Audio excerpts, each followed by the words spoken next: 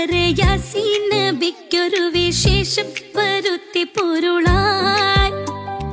ബക്കാതെ saver ബൈറുക്കാകെ ഏറിയ ചരക്കാടെ പൊന്നും സുമയ വാരുന്നു വാദി ബദർ ചേരുന്ന വർഗത്തിഹം ഊരിന്നൊരുങ്ങി ഹറജ. ഹക്കാന കോനമറാൽ മക്കാവ് വിട്ട് നബി മക്ക മദീന തണവായി.